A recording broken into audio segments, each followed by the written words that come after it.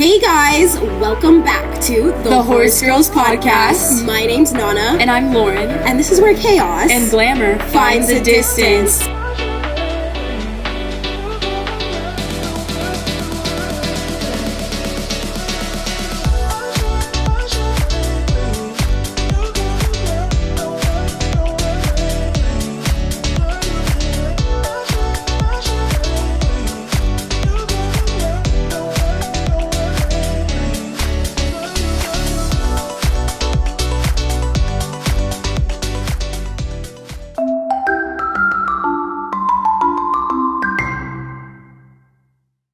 Okay, so today we're in a new location. We are literally recovering still from our last amazing episode with the amazing Jennifer Gates. We Absolutely are so amazing. thankful, and grateful to have had the opportunity to do the podcast with her last episode. So if you guys have not watched that yet, we're going to link it down in the description, and you guys definitely have to head over and watch that episode. Yeah, definitely go watch that episode, guys. Thank you so much again to Thermal for... Thermal as well.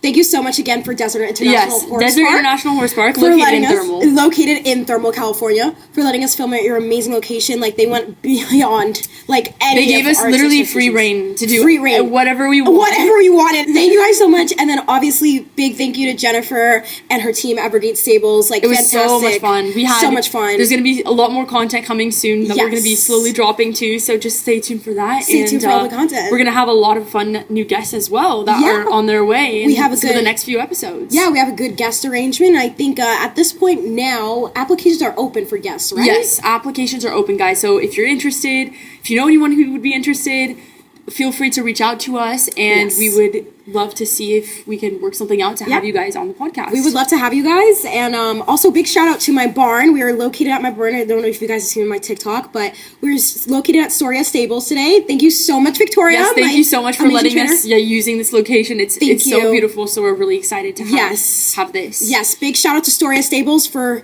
letting us have free reign, but ultimately, it's a beautiful day. It's cloudy, which is great for giving us free studio lighting without having to go in the studio, and we're literally filming in an amazing, beautiful barn aisle. So beautiful. Yeah, we're really lucky, guys. Amazing. Yeah, well, we're ready to get started with our topic. All right. So we honestly came here not knowing, what the topic was. Yeah. We were a little... We kind of pulled up. She showed me around the barn, and I'm like, all right, Nana, we need to start filming before the sun goes down, because we always end up in a situation where and then I'm like, wait, what's the topic? And she's like, I don't know. And so I'm like, you know what? Let's just talk about the struggles of being a horse girl, because... It is always a struggle. We have to talk about it. I mean, it's not talked about enough. Like, we're not even talking about just, like, being an equestrian. We're talking about the struggles of being, like, legitimately a horse girl. Because, like, I don't know. I don't feel like there's a difference, honestly. But, like, I feel like in all, like, just horses in general. And then, like, also put on top of that content creation, like, girl... No, it's too much. It's a rough ride sometimes. It looks a lot more glamorous than what it really is. It's a lot more chaos than glamour. Let me tell you that. It's a lot more chaos. Some episodes are more chaotic to film than others, so this one actually has been very smooth so far. Super smooth. We set it up in literally, like, less than 25 minutes, and usually it takes us about a couple hours to set up, because we are just really on a struggle bus. So I think something cataclysmic might happen during this episode, because literally we always have struggle. So if it doesn't, then I don't know, dude. Oh, God. I don't want to jinx myself. Don't jinx it. Hammer some wood right now. I know. Oh my God. But it never happens like this, so I'm a little scared. It's like eerie. Yeah, I know, it's a little eerie. It's scaring me too, but. I mean, we're going to run with it, like, for as long as we have this perfect conditions, we're going to really run with it, so... Watch as the camera's, like, not recording. No, we see it from here. Now I flip the screen, see, we're learning things. We are learning, guys. We're learning. You know what, I think, before we start about the struggle of being a horse girl, let's talk about, like, the struggle of having a horse girl podcast. Okay. What has that been like? What has been, like, the most, like, struggling, triggering section of, like, filming any episode? Like, you can talk about the episode. Yeah. What has been, like, the hardest struggle so far? And guys, by the way, there's literally, we don't have a tractor or, like, a lawnmower this time interrupting our video. We have horses that are drinking the water. Yes. And they happen to all be really thirsty right now. So it's kind of our luck, but I feel like they all chose to drink right now. Yeah. But it's fine. It's literally fine. I'm not going to complain because we don't have a lawnmower in the background. Exactly. So, but honestly, yeah, what has been the hardest part about filming this entire podcast? Literally, like, think it's been just hard from the beginning. Like, everything it's a learning curve, let me tell you. And too much learning. The second that we think we've sorted it out, and we're like, we're gonna give ourselves time, we're gonna sort things out, everything's lined up, like, the worst possible thing happens. Things. Like, the lighting goes out, or, like, we have to refilm, or the audio's been the biggest thing. Okay, guys. This little dingy camera. We have a camera that's hidden, I don't know, in the pink bucket that's kind of showing right here. He literally, I think he's against us. We tried to return him at Best Buy. They didn't want to take him back. They didn't want him. They're like, he's been, he's been flagged. Yeah. It's like taking and he's new, and it's like taking, when you get your dog, like, trimmed up at the salon, and he, like, does something radical to, like, the trimmer, and then they, like, flag them on their, like, inventory, like, this dog is not allowed to come back. Yeah, this dog cannot come back. That's what the camera was. They really flagged him at Best Buy, so we couldn't exchange him, and, we're just really stuck with him now. I don't like it. Like, I don't like looking at him. Like, every time I see him, like, I've literally named him. I've almost cried, like, 3 times because of him. I know. I've named him Dingy because I used to say, like, all the time, like, this dingy thing or this thing. So now I just call him, like, where's Dingy? Like, that's his name because he's a freaking dingy. Like, I literally don't. I can't stand him. Yeah, for me, he's freaking rude. He really acted up, like, when he wasn't supposed to. He actually works when we have the potential to refilm. But the second that there's a little bit of, like, the second that there's a slight, like, tight situation, he doesn't. He runs for the hills. He runs for the hills. He runs for the. He's not dependable. He's untrustworthy. I don't trust him. I don't like him. And, like, honestly, like, he's not that much of an icon. Hola, ¿cómo estás? Bien, gracias. Sí, un video. Sí. Muchas gracias. Yeah, I think he's just such a rude camera. I don't like the camera, and I think, like, honestly, like, if we could just, like, get rid of him, dude, like. Yeah, I think he's honestly now, like, we've tried to get rid of him. We've put him in training. And he went to the vet, like, several times. We took him to Best Buy. Guys, I think for me the most, like, scary moment was, we've had, the incredible opportunity of having Jennifer Gates on our last podcast. Yeah, again, if you haven't watched the episode, go watch it. It's a banger, guys. It's a banger. And if, like, this is kind of the backstory of that episode, because we kind of explained it throughout, but, like, guys, like, I cannot stress enough, like, how chaotic that day was. Like, so I don't know if you've seen those videos on TikTok where it's, like, girls in the snow with their heels and they're, like, trying to get to the club and they're, like, struggling and, like, the blizzard's, like, making them fall over and they're, like, slipping and, like, breaking their neck and they're like, we're gonna make it to the club. Well, that was us, but, like, podcast version, because literally we had every rock in our possible route and we literally decided to accelerate over every rock with the Tesla, okay? For example, what do? We literally wake up at, like, 4 or 5 in the morning. Yeah, 4 a.m. To drive from my house to Thermal, right? 3 hours. 3 hours. Nana's amazing. She literally drove us. Then after that, she was literally driving, like, almost 100, okay, guys, miles per hour. Not 100 kilometers, 100 miles per hour. It was, like, a little bit scary, not gonna lie, but, like, I love speed, so it was okay. Yeah. Functional. Yeah, functional. And we had, like, things to do, Mm-hmm. Then, once we arrived there, we realized we didn't have a tripod. That is And I still don't understand how that tripod, because honestly, like, I swear to God, like, it was with the stuff, but then also looking back on it, because your mom came down and was like, oh, did we grab everything? And everything off that door was grabbed, and I swore that I held it in my hand, too. So I feel like it literally blipped. It literally disappeared off the face of the earth. We get there, and the only good place for lighting is under this tent, and this, like, you know how, like, the judges' booths will be raised up? Well, it was this raised up little, like, pit area. Yeah. And the only way we could film is if we stacked a trash can with, like, 3 crates on it and got a chair to be able to set the freaking camera on it. Yeah. And so poor Jen comes and she's like, this setup is just like, I feel like she's never seen such a scary setup in her entire life. I don't think she has, but honestly, like, she was so sweet. Like, she literally didn't even care. Yeah, she didn't even care, but we felt bad. Like, we felt bad. We felt so bad. She did not care at all. She did not care at all. Like, she was amazing. She did not care at all. And we were just, like, so thankful. We're like, oh my gosh. Like, it was like she'd seen it like 100 times. Yeah, I know. And we were just so stressed out that looking back now, I'm like, oh, I feel bad that we couldn't have something more, like,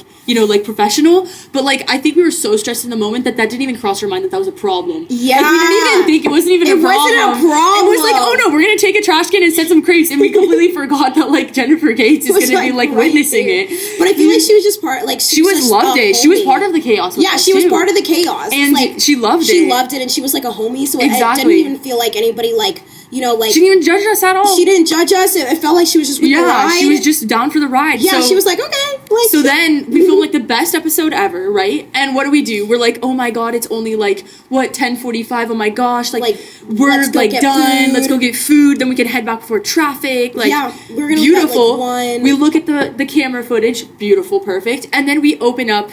What's his name? Dingy. Okay?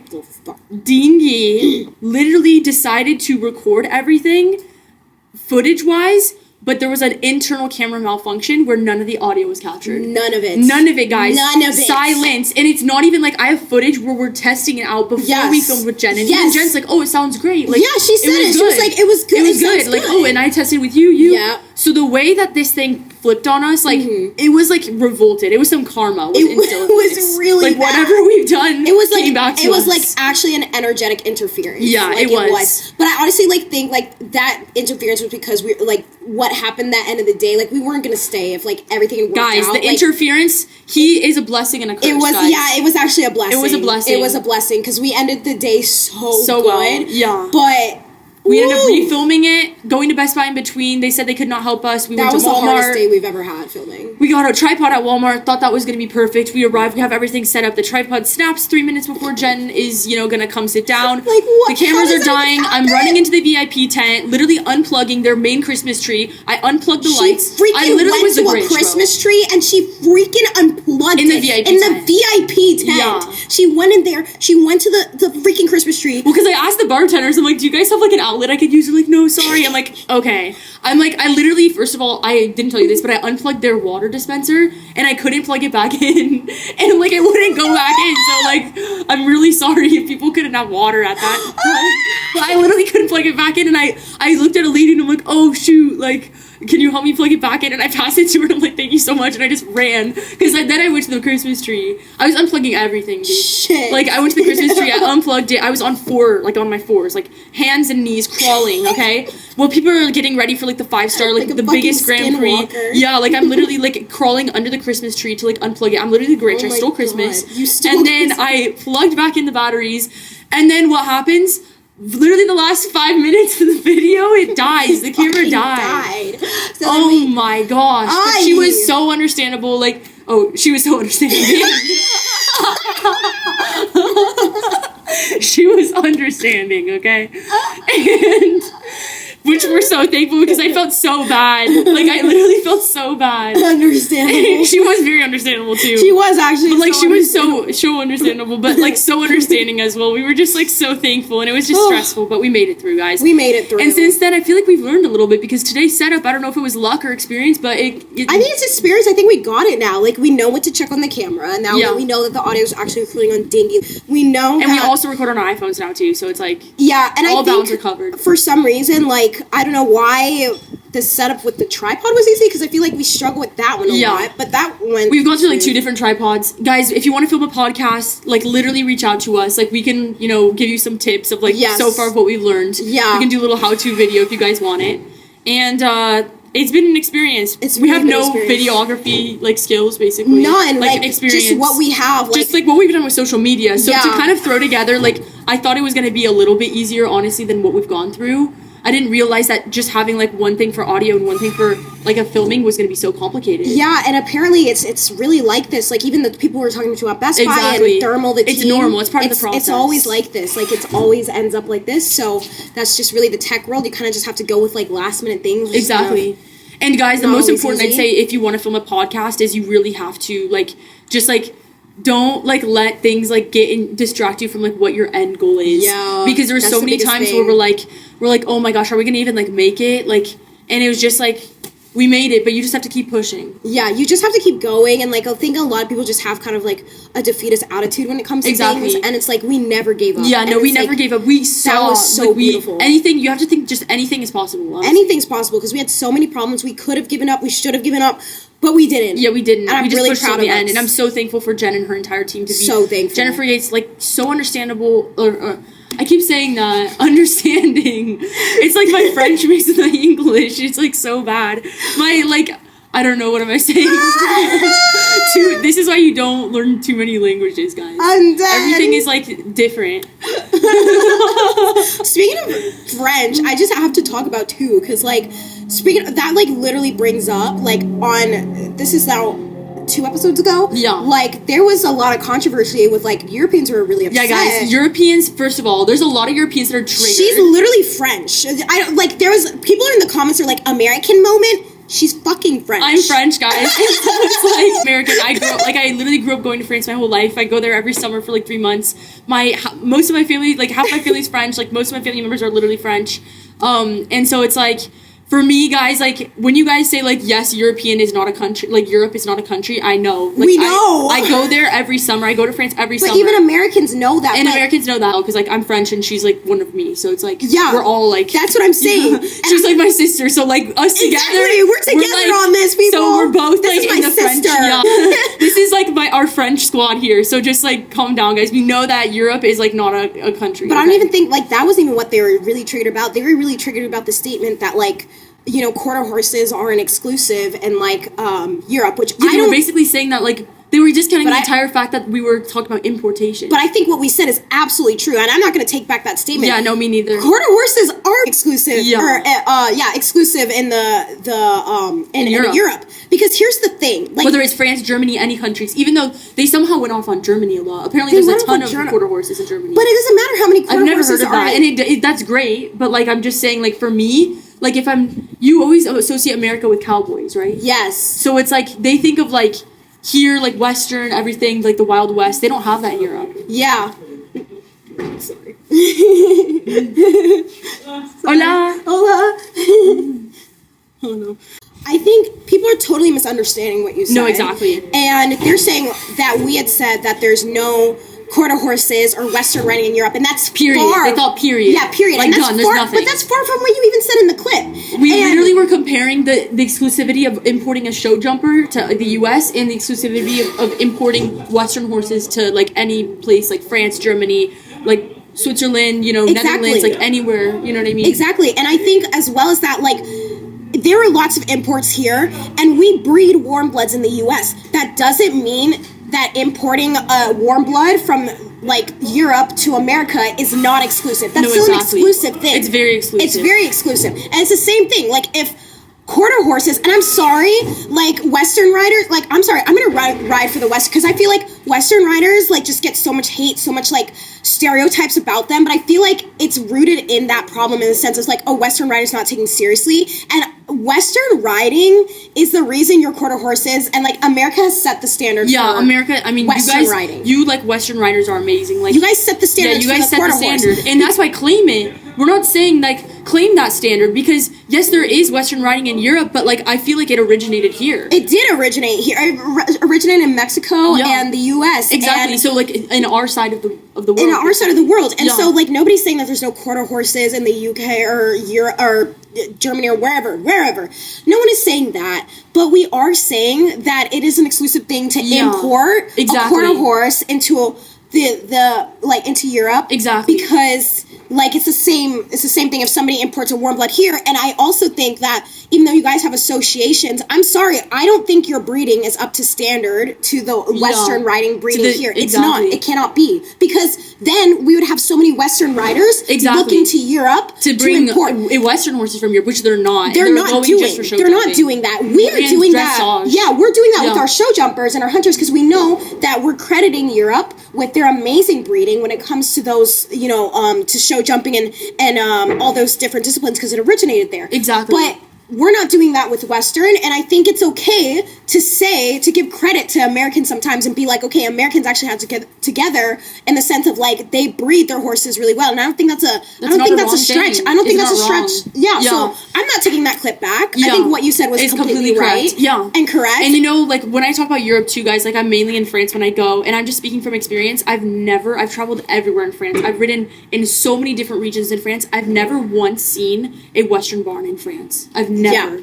Like, I've never even seen a Western saddle in France. I don't even know what they're talking about. And like, we even got... I'm really sorry, but, like, and that's great. There probably is. I'm not saying there's none, but I haven't seen with my own eyes, and I've gone to a lot of equestrian centers, and I've ridden a lot of horses there. So if it's not something that I've seen, then it means that it's probably not, like, common. And I lived in Italy for a year, and I... Did you ever see one Western horse? No. I know that they did Western there. Did you see a Western saddle? No. Okay, see, guys, that's what I'm saying. It exists. I'm not discounting that it doesn't exist, but I'm just saying it's not something that you see that commonly. No. And I think it's, like... And I think it's so fucking rude to say that, like, oh, like... They were just comments that were saying, like, oh, America never has it together and stuff like that. No, we absolutely set the standard for Western riding. Yeah, exactly. Like, Western riding is our thing. It's the same thing. Like, how often do you more often hear, like, these huge, like, breeding farms and Grand Prix show jumpers? They're mostly coming from Europe, guys. They're coming from Europe, because you guys set the standard. Most of the Grand Prix show jumpers are coming from Europe. Exactly. So... And we know that. And it's the same thing with Western. Most of the high-level Western horses, all the foundations are...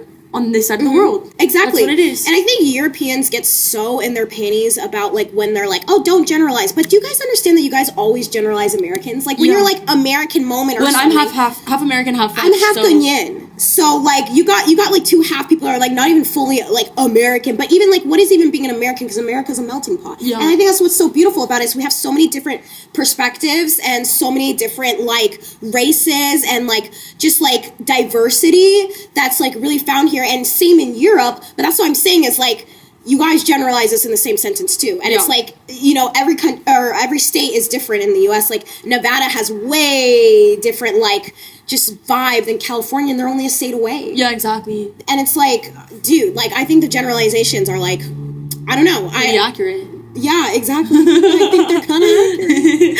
I don't know. But I'm just going to say on that point, I think you were totally right. I think people are up in their panties about it. And guys, like, importing, about it. There's more Western riders that are going to, like, breed, like, take Western horses from the U.S. Like, at least at my barn, like, I'm always hearing about them going to, like, Montana or, like, somewhere, like, going to get their horses in the U.S. They stay within the U.S. Yeah. I'm never hearing, like, oh, I'm going to go to Europe to find my Western Rainer. No one says that. I've never heard that. The farthest they go is, like, Mexico or South America. Like, I've never heard of a Western in Europe. Like, prove us wrong. Like, Western riders, you guys, like, in the U.S. Like, you guys solve this conversation. Yeah. Western riders, do you go to Europe to buy your horse? Like, please tell us. Like, are European Western horses better than the ones that are here? Please tell us, because we need to know, and that will probably, and if it is, I'll bite my tongue, but Are you gonna buy one if it is? I don't think I will. I think I'll come to my U.S. people. I'm kind of riding with my U.S. people here. Like, this is the one time you'll see me go, yeah, America! Yay! Raw! The one time, raw, you'll see me go, raw, America, give me my burger. All right, well, next topic. Well, now that we're on triggering topics, I'm going to get slightly more escalated here. Here we go. I think that there's some things in this sport that, like, people just fall for, like, just, like, completely, like, beginners falling traps, you know? And so, like, I just think that, like, specifically at horse shows is a time where, like, people that are just starting in this sport, and even not, like, you just get completely taken advantage of. Yeah. Like, by horse shows, there's certain things in this sport that, like, it's not even specific to the barn. Yeah. It's just, like, the way the sport is, like, and I'm just saying horse shows because I feel like that's, like, where it's most expensive. Yeah. Like, what, like, for how expensive, like, a horse show is, like, where do you think that we're being taken advantage of the most? Like, not in specific to your barn, because, like, every barn is different. Yeah. But, like, in the general, like, horse world, like, what aspects of a horse show, like, or, like, I'm just saying horse show because I feel like it's the most expensive part. Right. For, like, a week, $5,000 is crazy. Like, right. Honestly. Yeah. Crazy. Like, but I'm just saying, like, what... the average. You can get to what 7, specific 8, aspects, like, do you think that the horse shows, if they're going to be charging that, should be, like, amping up their, like, quality? Do you think that, like... they should be lowering their price? Like, what do you think? In what specific aspect? Well, they gotta amp up their quality, because if I'm going to use the bathroom in a fucking porta potty and I'm paying like fucking $8,000 to do that, that is not acceptable, guys. That's not acceptable. I feel like in so many times, like, I've hiked, like, there's always those shows that, like, some shows, like, don't even have, like, okay, I feel like at every show there's always, like, one permanent bathroom. Yeah. Not even. No. I don't even think. We don't even want to. We're not going to. Yeah, we're not even. We're going to like specify name, but like I know one show that does. Yeah, I know, and it's like even their non-porta potty bathrooms are still porta potties because it just like drops into the hole. Yeah, and those are the closest bathrooms too that you have. Yeah, and so when you have to show like, there's nothing you can do. Okay, horse shows are the only place that I'll see somebody pulling up in like a McLaren P1 and then like will actually accept to go into a porta potty because nowhere else. Like if you bring me. Like, if you bring anyone, dude, to, like, a place, and then the bathroom's a porta-potty, like, even your average person, I don't think they're gonna want to go. They'll say, you know what, I'm gonna hold it, okay? Yeah, they'll be like, I'm gonna hold it. Yeah, the average person But, like, the fact that, like, somebody that just hopped out of their, like, F8 is, like... freaking Ferrari? Their Ferrari F8 is gonna be, like, oh, like, let me just use the restroom quickly, and, like, so naturally will just come out of the bathroom with, like, a smile on their face. Like, that's not okay. That's really not okay. That's like, those people need to, like, those people need to complain, bro. Because I don't have that kind of power, but, like, those ones need to complain. Yeah, why are they not, like, why are we just okay with... So now, new location, guys. We have relocated. We are in a beautiful pasture. Yes, here at my in barn. Los Angeles. Yep. And we're just going to get started with our horse friends. You know, if you hear of any weird neighing and noises in the back, it is just our horse friends, so we are in the same property, still at Storia Stables, but what's nice is we have all the horses in the field right now behind us, so we're just filming out on the field, which is iconic. But we're just going to get started. I have so many questions for you, Lauren, that we should get started on. I really want to just get into, like, the horse girl thing, because, you know, it's about, you know, the struggles of being a horse girl, but honestly, like, you know, we're called the Horse Girls Podcast, and we call ourselves Horse Girls a lot. Mm-hmm. Do you find the word horse girls offensive? And why do you think people, like, because we have so many comments that are like, no, I'm an equestrian, not a horse girl. What's that about? Yeah, I think, honestly, for me personally, like, I like... whatever you want to call me is what you call me. Like, dude, like, if honestly, like, if people's biggest problems are, like, fighting over, like, horse girl and equestrian, like, it's all the same thing at the end of the day. It's the same thing. It's the same thing. And, like, horse we all girl, get judged for whatever term you use. Like, equestrian or horse girl, as someone's getting judged. Exactly. So it's, like, if you want to be called, like, an equestrian instead of a horse girl, like, it really just means that you, like, probably, like, show up and, like, ride, you know, once a month and are paying, like, up the wazoo and, like... Yeah. Have somebody tacking up your horse for you and, like, don't even know how to pick a horse hose. Yeah. Okay, wow. No. But no, honestly, no offense to people that do that. No, but honestly, that's true. Because, saying, like, what is the issue? Like, I feel like it's only, like, the most kind of, like, spoiled, conceited people that are like, don't call me an equestrian, or don't call me a horse girl. I'm an equestrian, like, you're a horse girl. Because guess what? We all started as horse girls. Or, like... when it's all the same thing, what do you ride? A horse. You ride a horse. And are you of the female, or do you identify as a female? Like, if you identify as a female, then you are a horse girl. Exactly. Because we all started, how did you guys start riding? Did you guys all, like, wake up one day doing, like, the meter 40, like, freaking, like, McLean Ward, or, like, going around? Or did you wake up one day and were like, oh, I love horses. Oh, I want a pony. I want a pony. Or I love this show, or I want to start riding. Because we all started as horse girls. So why on earth would you... become like graduate, like it's like a school or something. Yeah, you don't graduate, guys. You're still a horse girl. You stay the same. And I think why people get so offended is because like they like people get like they're like, I was bullied or whatever. But like, yeah, they're like, oh, you ride horses, oh, you're a horse girl. Like horse girls are weird or whatever. Honestly, I think because of TikTok, like horse girls now is like not offensive. Yeah, now cool. It's iconic. It's kind of like a flex to be a horse girl. It's like we got our boots. Like I think it's also like been helped by like Kendall Jenner, Bella Hadid, like all those horse girls are like really making us like a little bit easier for us to like be called that. Yeah. So I want to thank them. I want to thank them too. I think they're so iconic too. No, exactly. If you're the one who is like, I'm going to let these people affect me and I'm going to just like, woe is me, then like, okay, like that sucks for you. You know, and me personally, like, if people, like, don't like, if people, like, friends, like, whatever, like, they come into my life, like, I've always had, like, they've always thought it's so cool that I ride same horses. here. I've never had a problem with somebody that's, like, oh, you ride horses? Like,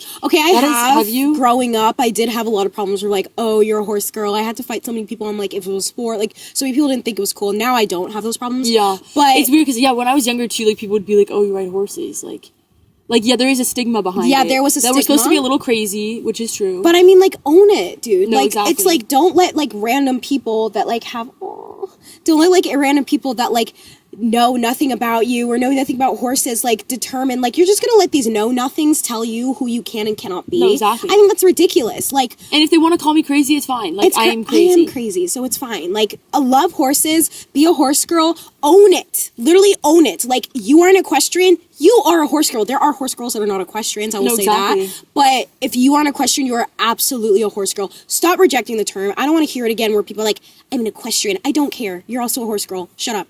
But yeah, that was my little rant on that. So I think, okay, what is like the most annoying thing about being a horse girl in the domain of like your friends and family? Like, because I feel like, do your family, because your family I know like didn't know like anything about horses. Anything about horses, yeah. Like coming into it, like what is like the most annoying thing where they're like, you're like, no, like at least for me, I felt like growing up, like I always wanted like a specific brand helmet or like specific brand of boots or something like that.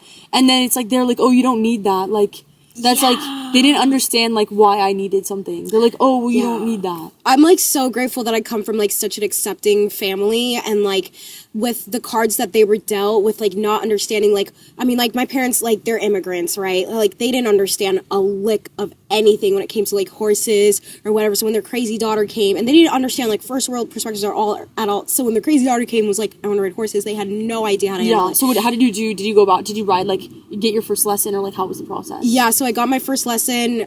So I actually had a pony come to my 9th birthday party, and that's when I got Is that addicted. your first, like you, that was my first did they time on a surprise you horse. with that, or did you want that? They actually surprised it. So it was, I was gonna have a petting zoo at my birthday because that's what I At your wanted. house? At my house. Gosh. Like a cute like That's petting crazy. zoo. Yeah, I know. That's like every bunnies. girl's dream. I know, that was like perfect. That's like perfect. I know, they brought That's bunnies like every girl's dream. and chickens. At like what, 9? Yeah. Oh my gosh, that's crazy. Yeah, in the morning they just brought like chickens, bunnies. And there's like, a pony. Yeah, there was a pony, like a miniature pony, and they were giving the kids rides, and that was my first time on a pony. I still have the picture. Okay. And then after that, I caught the pony bug, and I was begging for lessons for like 2 years straight. I got my first lesson when I was 12. Okay. And then ever since, like, it just stuck with me. But I think the hardest thing, like, just being like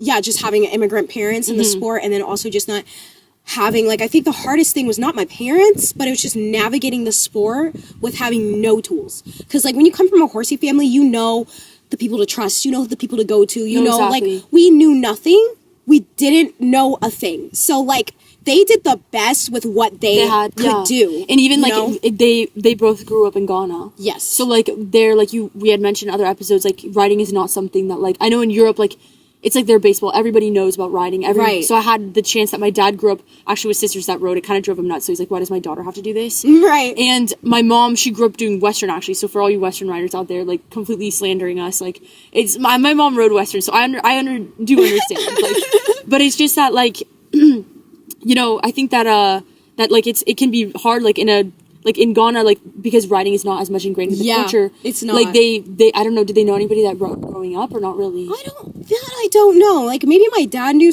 couple people that rode horses, but I mean, like, again, like, it was not like the culture. Yeah, anything in Ghana is just, like, kind of, like, just, like, galloping horses and whatnot. There's no, like, jumping, like, there's jumping, but it's not, like, the foundation is there at all. No, exactly. Which is ultimately, like, what I want to go do, like, like, when I'm older, that's one of my goals, is I want to go back to Ghana and I want to establish like a show jumping like foundation, facility and like culture there. Like I think that would be so iconic. No, that's amazing. But yeah, I mean, like I think so many. Was there a specific purchase where like, your family's like, there's no way I'm like we're not gonna buy that? Oh, or like so we had so many discussions like that growing up. It was first the saddle, and then the saddle was like the horse at that point, or like leasing, or just like anything. So the first thing was the saddle. When I wanted a saddle, I found a used saddle for like $650, and my parents were like, no. They were like, hell no. They were like, who the frick pays that amount of money? That's for like absurd. A piece of like seating. I know. And then now like here I am with this like $6,000 saddle, but like it's crazy. Times change. Let me tell you, because I was in the same boat as that. Yeah, like, right. Literally, like I remember my first saddle. I'm not gonna name the brand, but it was like a really like low brand. Yeah, mine too. And like so bad. And I think I bought it off of eBay. It was actually brand new, but it was like literally probably I think like between like $400 and $600. Yeah. And it was just crazy because I remember specifically like being on my mom's computer and picking it out with her and being so excited when I showed up. I was so excited. And it was just like the prettiest saddle. I know. And then it's just like, and then I got my next saddle was a used saddle, and then I finally got like my own like custom saddle, which is like Same. Yeah, that's how it ended up. Wazoo, yeah, up the wazoo, expensive. I'm really sorry for that one. But, oops. Yeah. But it's like things like that. I think with my parents, it's really having to have them, because we had so many discussions where I was like, how do I explain to them, how do I justify this purchase? And they don't understand, like, why on earth would you pay $6,000 for a saddle? They don't understand. Like, I'm like, no. You're like, how is it worth that much? Yeah, they're like, how's it worth that much? I was like, Yeah. well, no, I have a gigantic horse, so they have to, like, customize it to the horse and me. So there's so many variables. Well, it's like the technology, the quality of the leather. It's like, and it's more intricate. Yeah. And then there were more discussions, like, why on earth, like, would we, like, put in money to buy, like, a horse or something like that is so expensive? Like, my first horse, like, my parents... Was it your mom or your dad that was more, like, on your side with the riding? My dad. Your dad? Yeah. Okay, my mom was more on my side. But my mom rode, too. Okay. And my dad was tired of having, like, sisters that rode. Honestly, like, both of them were kind of on my side, but at different moments. Okay. It was different moments. Like, it was, like, my dad here when my mom wasn't, and then my mom was when my dad wasn't. It was, like, kind of like that thing. But I feel like so many people... What about your siblings? Oh, my siblings, they didn't care. They didn't care? See, they were so out of it. I always felt guilty. Like, I don't know if any of you guys have, like, any younger siblings, or if they're not younger, but, like, siblings, and, like... I feel like because our sport is so expensive, like, we don't purposely, like, choose to have an expensive sport. It just happens to be expensive. It just happened that way. But the thing is that, like, I feel so bad because I'm, like, because my parents spend all this money on me. Yeah. Like, it's, like, I know my brother is always like, wow, that's so expensive. And it's just, like, he's the sweetest brother. Like, I'm so thankful for my brother. Your brother. He's so sweet. But it's just, like, I feel bad because it's, like, they're spending all this money on me. And it's like, in order to spend that much money, like, my brother plays tennis, it's 1/100th of the price. You know what I mean? I know. And it's like, how did they even catch up to spending that kind of money on him? But now it's kind of like he's gotten used to it, that it's just the way it is. But at first it was hard when he was younger because he's like, he interpreted that as as love, like they're spending this much. No. And it's just like, I'm sure that some of the other equestrians have felt that too. Yeah, like, maybe other equestrians can relate with that. Thankfully, I was the youngest, so all of my older siblings, they were paying so much for them already. Like, so with just school, and stuff. Like, that was already off the wazoo, so everybody was getting like their fair share. Yeah, everyone's getting versus mine. He's like 6 years younger. He just played tennis, like right. So it's like my brother was kind of not understanding, like, oh, like, but no, they do. But and my parents have done a great job. Like, if my brother wants something, like, they give it to him. But it's just the fact that, like, this sport is so expensive that there's almost like nothing that can, like, you can't do anything to the price. You can't do anything. Like, you'd have to like buy a new car like every other month, kind of thing. It's crazy, which is literally like a waste at that point. I know, and I wish it would not be this expensive, but it is, and it's like that's something you have to deal with. And I want to preference too is, like, now I'm doing a lot more of my spending too, because I just feel like, I just feel like I've just rang my, like, you feel bad. Yeah, like, I know like, you do feel bad. You like, it's like you want these things and you want to excel in the sport, and that's what makes the sport so hard, is you feel horrible at the end of the day. And it's just like, too, and that's the other thing, like, moving up, it's like you could be when at you the move level up, it gets more expensive, and that's the hardest thing in this sport, I'd say, is like, you're ready to move up. But if you don't want to stuck financially, when you don't want to spend hard. the money, and I get it because it's so expensive to have a horse that you can move up on. Yeah, like once you graduate from that, like one division to the next, it's so expensive. So it's just that was the hardest thing, I think, being in the sport with, like, so I hit so many blocks where I was like, I want to move up so bad, but, like, I don't have the funds, and, like, that was the hardest thing. And now I'm in, like, a great position now because I'm working, I'm hustling, I'm paying my bills, and I'm glad that I can take that pressure off my parents as well. Really, really stepping up to the plate. But growing up, that was so hard. Like, it was like, what do I do? Because I want to help them, like, pay the bills, but it's like, I don't know what to do, and I want to move up. And it's like, I had to explain to them, like, no, to move up, I have to go to these certain shows, or, like, to qualify for these certain things. And I remember with Hero, you did so much. Like, you were doing, like, you try to put him in any possible situation, any possible show, and, like, just, like, getting him out there, because he was a young horse and he needed a lot of training, and, like, that was tough too, because I had to take him to every single show, and that made it super hard, because, like, if he didn't go to the shows and get the training that he needed, then it was, like, not good for both of us. Now I have a super experienced horse. He's a lot older, and he, does, like, did the meter 30s, and I'm gonna plan to do the meter 20s, like, hopefully next year. That's the goal, crossing fingers, to do the meter 20 with him next year. And it's great that I have this pressure taken off of me, so I'm not obligated to show. But it's also nice as well when you're working for yourself and you can say that, like, okay, I'm gonna make this amount of money, so, like, next year I can hit these goals and I want to start qualifying for things. But I think it's just, I think it's not only just questions with immigrant parents, but I think it's so many of so it's many just so stories that it's just like, that it's tough. But I think, and that's why I really get triggered, because like when I go to Europe, guys, like it's like literally it's not the same. It's literally like a fourth of the price. Yeah.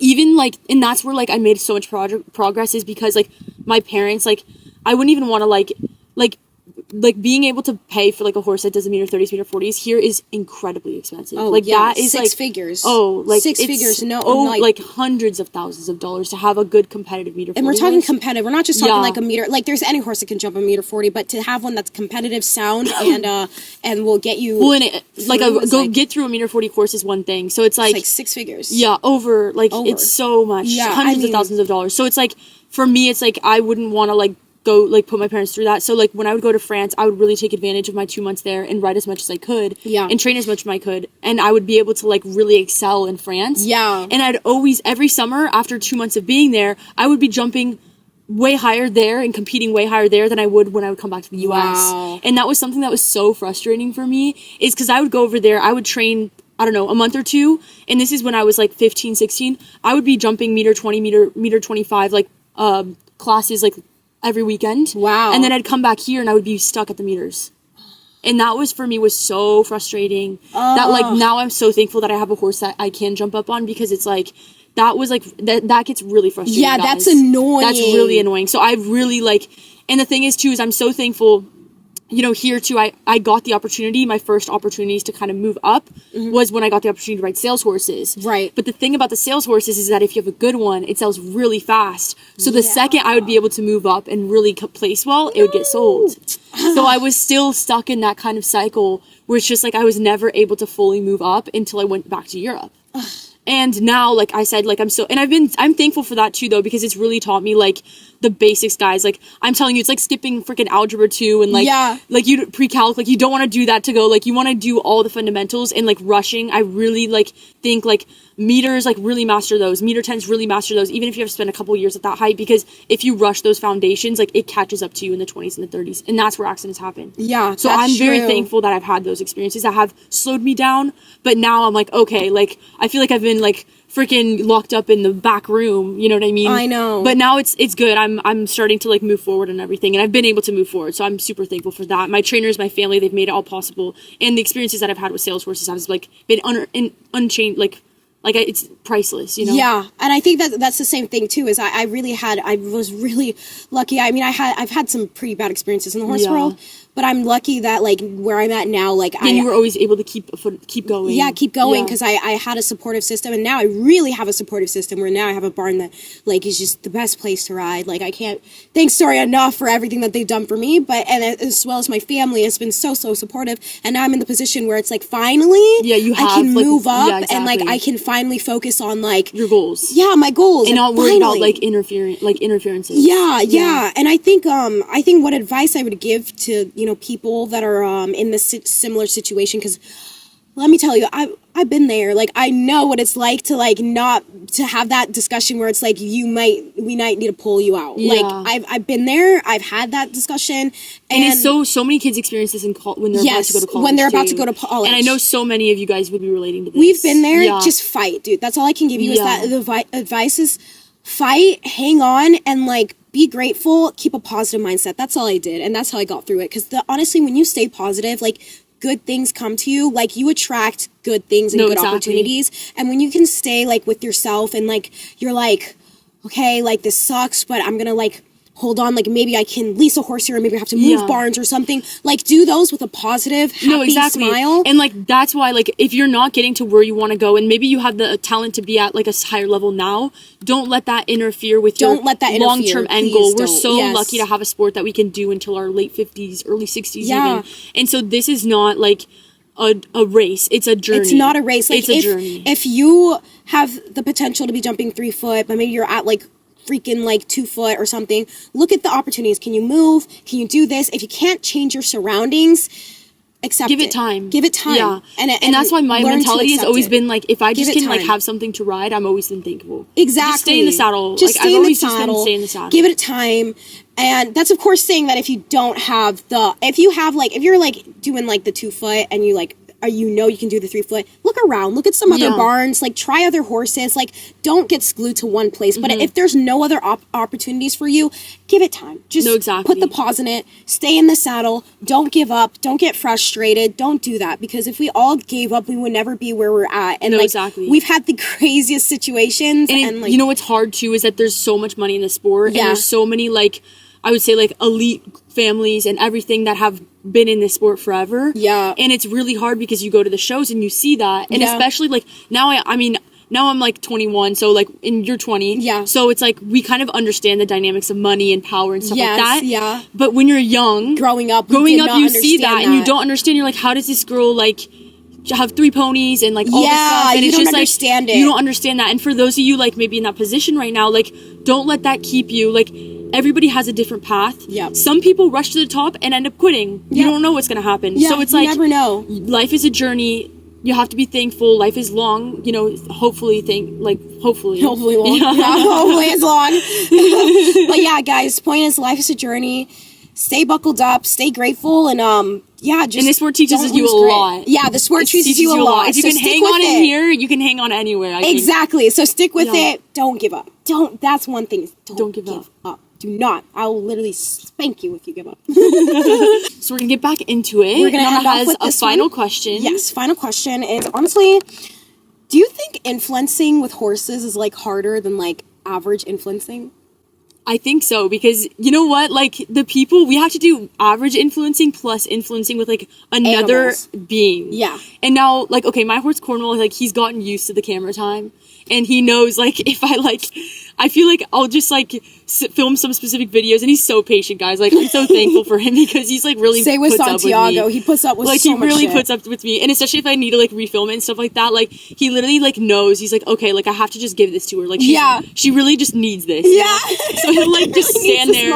And so, like, it's funny because, like, especially when I'm, like, I feel bad, but sometimes when I'm in a rush and I need to get this video, he'll be like just like standing in a corner resting, and I put his halter on, and then I'll like bring him to the back of his stall, and then like set my phone up, and he'll just be standing there like that, like, wow, this girl's annoying. This girl's so annoying, but I think he likes the camera time. He knows. You like our horses are clout chasers, because like I don't know if you've heard this, but like Santiago, like he acts like he doesn't like it, but that guy's a clout chaser. Yeah. He likes it. He likes when I pull out the camera. Exactly. He likes the vlogs. Exactly. Or like when I'm like hanging around and dancing near him, he's like, oh, this girl. But like he likes it. He's a clout chaser. Cornwall's the same thing. He knows that like what's going on, and he acts to like just likes to act like he doesn't, but he knows. Horses are clout chasers, like absolutely. I think the hardest thing of like being an equestrian influencer is like, I don't know. I just feel like there's like 2 crowds. There's like one crowd that like doesn't take you seriously and is like rejects all notion of that, and they're like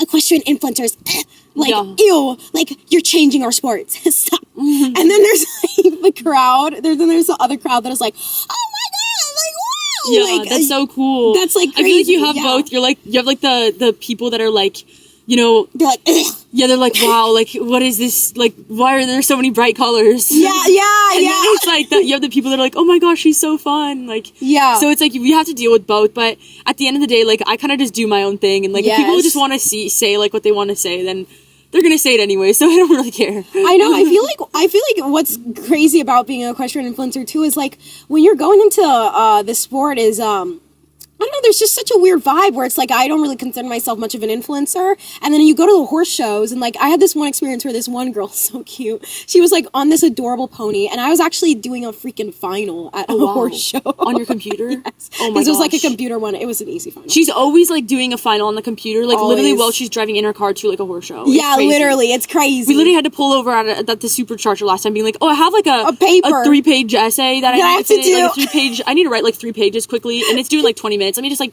charge the car up and like do something. I'm like, okay. Which I actually got like a 90 on that paper. That's amazing. I know, crazy, right? But yeah, so I'm at the horse show doing, I think it was not even final, it was just a test, and I was doing the test, and then this girl is like walking her pony, and she just stops, like blinking like that, like it was like a shock, and I like looked up, and then she was like, are you the girl from TikTok? That's so cool. I love that. That's so neat. Those are like the best moments. I had a few like that too. But what's funny is that they actually like Cornwall, like, I feel like you can really see his personality through the videos. Like, he has a lot of personality. Like, I feel like you've seen... I've seen it, yeah. And he's, like, full of personality. He's like, full he'll of make his it. opinion known. Yeah, he's very opinionated horse. He's very opinionated. So, like, I feel like people really can, like, connect with that, and they see it through the videos. So, like, every time somebody comes up to me, like, they'll see me and stuff like that. They'll be like, oh my gosh, but then they love Cornwall. They're like, that's Cornwall. Yeah, and, like, he's an icon. They will love Cornwall. Like, I don't know what it is, but, like, I'm glad. Like, guys, it's all about Cornwall. Like, please, like, come see him. That's perfect. Like, so more people will recognize Cornwall than me, which is funny. I think it's iconic.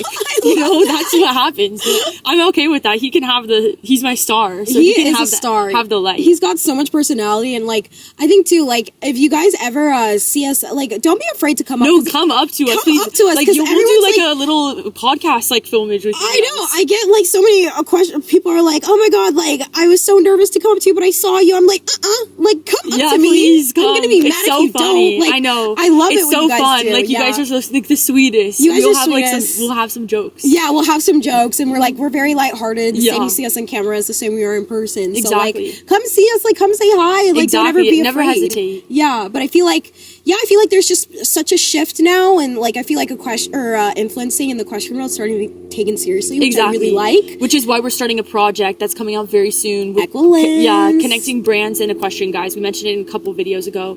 I think episode 2, but we're really taking this seriously, guys. We're really trying to connect brands with equestrians. Yes. So if you do any kind of non-horsey brands, but also horsey brands. Horse and non-horse brands. Yeah. So if you do any kind of, like, social media and you're an equestrian, and even if you're just starting, like, please reach out to us. Please do, because we're gonna have 2 things. We're gonna have, like, a content creator camp for, like, people that are just, like, trying to, like, build up their profiles. Exactly. But, you know, it's gonna be sort of, like, not exclusive in the sense that we're trying to exclude anyone, but exclusive in the sense of, like, you know, it's content creators specifically.